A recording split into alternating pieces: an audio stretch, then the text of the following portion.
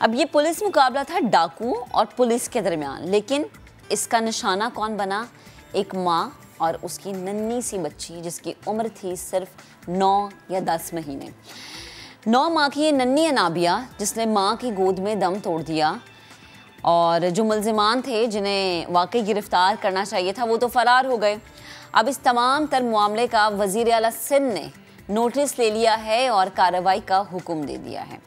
अगर एक अंदाज़ा लगाऊं मैं तो कराची में पुलिस और मुल्जिमान के दरमियान फायरिंग के तबादले में शहरियों के ज़ख्मी और जान से जाने के वाक़यात बहुत ज़्यादा हैं। बहुत केसेस ऐसे जो रिपोर्ट हुए, कुछ तो रिपोर्ट भी नहीं होते। आपको याद होगा अमल का केस, आपको याद होगा निमरा का केस, एहसन का केस, और कई शहरी ऐसे ही मुकाबलों का शिकार हो चुके हैं जहां पर गोली का निशाना तो उन डाकुओं को बनना चाहिए था जो कि चोरी चकारी लूट मार में मुलव्विस होते हैं। क्योंकि कराची के शहरी बेचारे एक तरफ तो लूट मार से बचते हैं, एक तरफ चोरी चकारियों से बचते हैं, और अब ये पुलिस के गलत निशाने जो कि शहरियों की जानें ले रहे हैं, इस पर बात करेंगे तफसीलन। लेकिन उससे पहले आपको एक रिपोर्ट दिखा दें।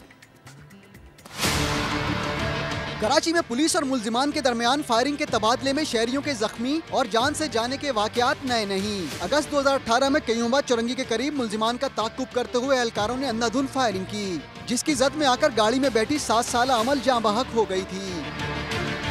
जनवरी 2019 में कोरंगी में अनाड़ी पुलिस एहलकारों की फायरिंग से मियाँ बीवी जख्मी हुए थे।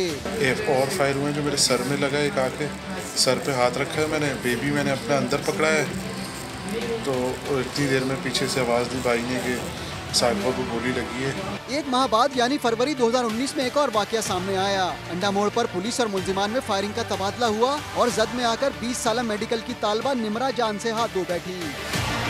अप्रैल 2019 में रिक्शे में सवार होकर यूनिवर्सिटी रोड से गुजरने वाली फैमिली भी मुल्जिमान और पुलिस के दरमियान होने वाले मुकाबले का शिकार हुई और 19 माह का एहसन जान की बाजी हार गया। हाँ, 2 बाइकों पे थे ना। आपका रुख किधर था? उधर से मैं सबूरा की तरफ घर जा रहा था भाई, मैं घर जा रहा था, बच्चों के साथ आया है, इसकी वाइफ के साथ।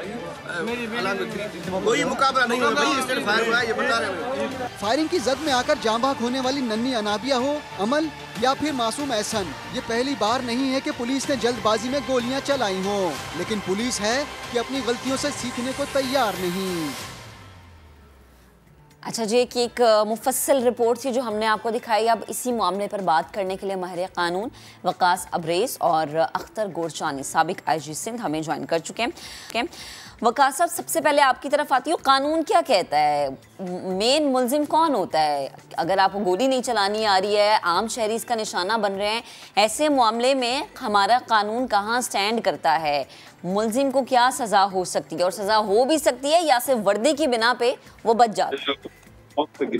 देखिए, हमारा जो पुलिस का सिस्टम है, specially I would like to talk about the police training, इसके अंदर इतने ज़्यादा झोल हैं, सुकम है, नक्स हैं, कमियां हैं, कोताहियां हैं। अल्टीमेटली उनको इस दर्जे किस क्राइटेरिया के मुताबिक ट्रेनिंग दी ही नहीं जाती, specially in pertaining to matter dealing on the public places. Public places पे आपने कैसे इन तमाम चीज़ों को डील करना है, ट्रीट करना है, जो कि अगर आप पब्लिक प्लेस पे फायरिंग करेंगे लॉ के अंदर तो इसकी गुंजाइश ही नहीं मौजूद। एट एनी कॉस्ट आप पब्लिक प्लेस पे तो फायरिंग नहीं कर सकते, क्योंकि if you are going target it can take the life of so many innocents. जिस तरह आपने इस केस के अंदर भी देखा, आपने अमल केस का भी हवाला दिया, एक मुफस्सल रिपोर्ट चलाई। तो मैं ये समझता हूँ कि हमारी सोसाइटी के अंदर, हमारे मुल्क के अंदर जब भी कोई नई हुकूमत आती है, वज़ीर आता है, IG आता है, उसकी प्रायोरिटीज़ और प्रेफरेंस हम देखते हैं कि पुलिस की ट्रेनिंग की जाएगी, लेकिन बदर्जा उत्तम अगर हम देखें तो पुलिस की उस तरीके से ट्रेनिंग नहीं की जा रही।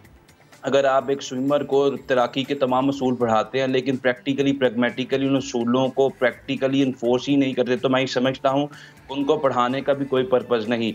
ये जो साबिक IG साहब है शायद इस चीज़ से इत्तफाक करेंगे कि हमारे जो पुलिस रूल्स हैं 1934 के, read with the police order 2002, अगर हम इन तमाम चीज़ों को देखें ब्लैक एंड वाइट, ये बड़े अट्रैक्टिव हैं और हमारी सोसाइटी में ये बड़े कारआमद भी हैं। अगर वॉल्यूम 8 को अगर हम देखें, बट अनफॉर्चुनेटली जहाँ तक इसके तलाक की बात है, जहाँ तक इसके इन्फोर्समेंट की बात है, या हमारी सोसाइटी में पुलिस को इन तमाम चीज़ों पर ट्रेन करने की बात है, वो आटे में नमक के बराबर भी नजर नहीं आती। और यही वजह है कि इस तरह के वकास, आपका कमेंट आ गया। गोरचानी साहब, इसी मामले पर मैं आपका भी कमेंट चाहूंगी।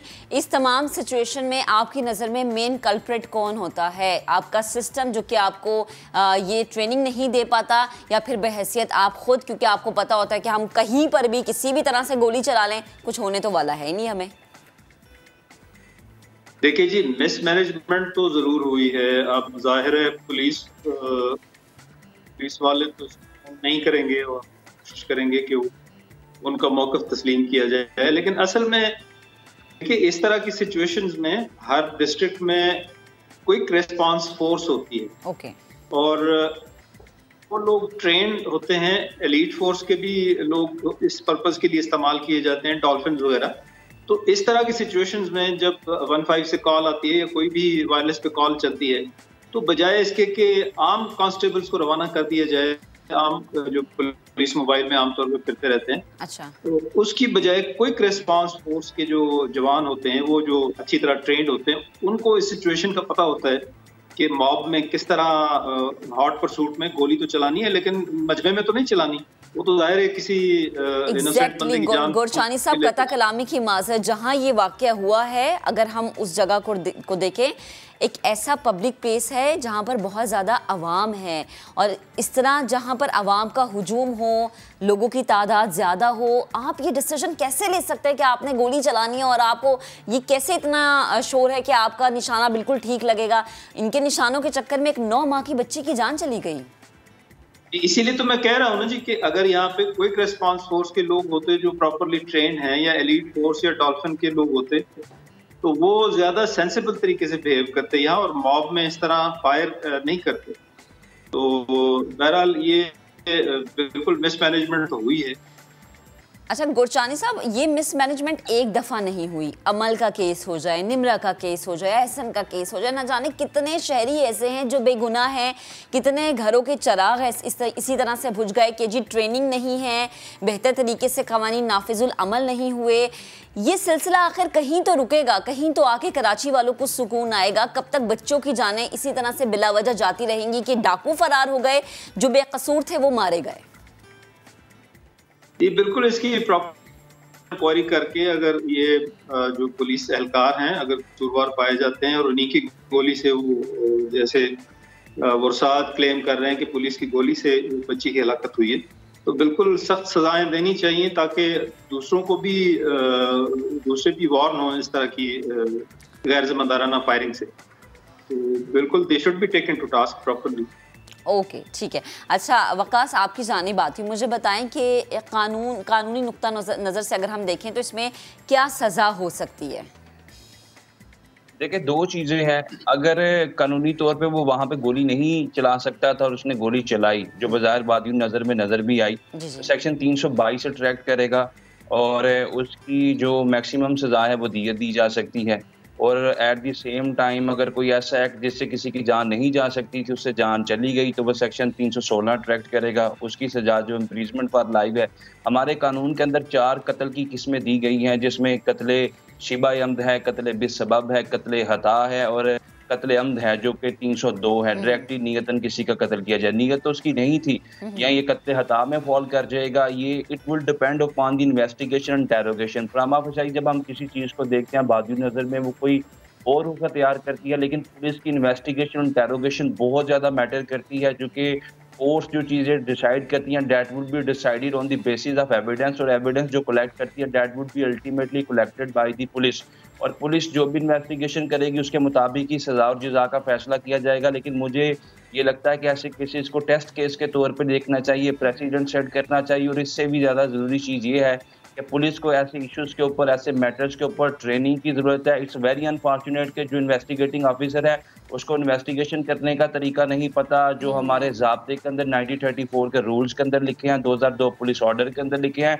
इसी तरह जो एक SHO के ऊपर इतना बर्डन है कि उसने लोगों की इज्जत आबरू माल जान का तहफ़्फ़ुज़ भी करना है, गलियों में भी गश्त करनी है, अदालतों में भी चक्कर लगाने हैं, इन्वेस्टिगेशन को भी सुपरवाइज़ करना है। तो मैं ये समझता हूँ कि हमारी सोसाइटी के अंदर पुलिस रिफॉर्म्स की बहुत ज़्यादा ज़रूरत है, बल्कि पुलिस रिफॉर्म्स की बजाय अगर आप ये लफ्ज़ इस्तेमाल करें कि पुलिस एमरजेंसी नाफिज करने की ज़रूरत है, कि जहाँ जहाँ पे इनकी तरबियत की, इनकी ट्रेनिंग की, इनकी टीचिंग की, इनकी प्रीचिंग की ज़रूरत है वो करें, चूँकि इनका काम है इज़्ज़त आबरू माल जान का तहफ़्फ़ुज़ करना। जिस माशरे में रहबर रहज़न बन जाए, चौकीदार चोर बन जाए, या इज़्ज़त आबरू माल जान के मुहाफ़िज़ जो हैं बहुत लोगों की जिंदगी। वकास आप यहाँ पर दुरुस्त हैं कि जब आपकी ट्रेनिंग ही सही नहीं होगी तो क्या आप माल की हिफाजत करेंगे या क्या आप अपना किरदार अदा कर सकते हैं किसी की इज्जत महफूज करने में या किसी की जान को बचाने में? मुझे ये बताएं वकास कि स्टेट का इसमें क्या रोल होता है? एक माँ की तो नन्ही सी बच्ची चली गई, लेकिन इसमें स्टेट क्या कर सकता है, उसका क्या रोल हो सकता है?